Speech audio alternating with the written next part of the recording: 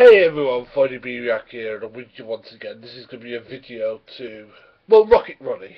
I'm not going to call you true empiricism because you're not you're not about empiricism. You're about insulting people and slandering people.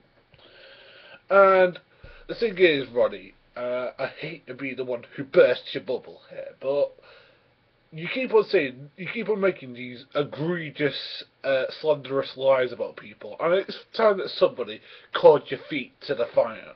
I'm sorry, it's gonna be me who's gonna do it.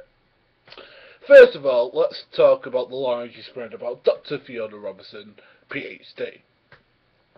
Now, you seem to talk that she knows nothing about science because she doesn't agree with your personal interpretation. But you know what? The way she interprets science is nothing to do with her personal interpretation. It's about her professional interpretation of science. Okay, she's been peer-reviewed in numerous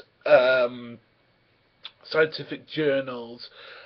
She's had her work reviewed by other scientists, and they find her work to be scientifically valid.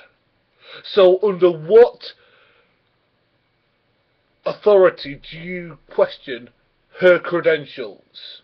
Okay, what authority do you have to question her?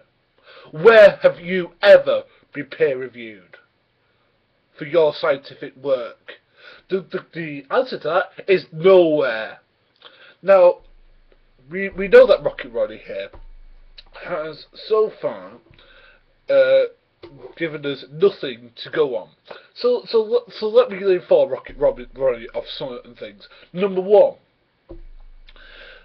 Fiona Robinson has written a PhD book, but that isn't only her contribution to science.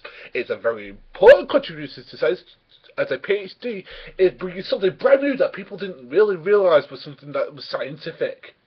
I know that is really weird for you to understand as a concept, Rocket Ronnie, but I'm sorry, it is out there. Now let's go to the second point. You continue to slander Suzuki Das to say he wasn't a scientist, which is what he never said. He said he had a degree in biology, which if you actually listen to what the guy actually said, that's what he said. He works in a laboratory. That's what he does for a living. Now, you keep on slandering people saying they don't understand science just because they don't agree with your personal interpretation of it. Well, do you know what? Your personal interpretation is crap. Because you seem to understand that when people are speaking to a general public, they need to put things in an allegorical or metaphorical sense so that we, as people who aren't scientific, and I talk as myself, can understand it. But you don't seem to understand that really weird fact. You know, you don't seem to have actually watched any of these scientific programs to understand what the hell they're talking about. You seem to close your clips and say that that's their entire position when it isn't. Now you say that cells have information, which is true, they do, but they do not contain actual physical computers. And no scientist worth their salt would ever say they do. Actually, literally, they say allegorically or metaphorically they do, but it's funny because you don't seem to understand that as a distinct premise of science. Now let's go to your most egregious points where you seem to not understand what evolutionary theory actually is. You seem to point out that she's just lying about science. She's just lying. And talk about the no-hangout flood, and he's talking about stuff that isn't scientifically actually true. Now, you could hold a view that I actually do, which is that the no-hangout flood was a local flood, and actually is supported by the idea of syncretism, which is a theory, which is something in comparative religion you should actually look up. Now, the thing is that you would actually be on solid ground there. You'd actually have where things got evidence and, where things got your scholarship behind you.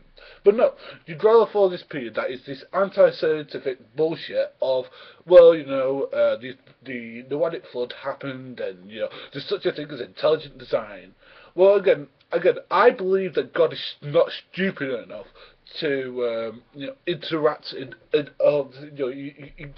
seem to think that you believe in the God of mistakes. You know, God can't get things right the first time around, so he needs to tinker with stuff. I don't believe that. I think God is smart enough to make the things he wants to make the first time round. Call me Mr. Flaming Sensitive in that claim there. Next we have Rocket Ronnie,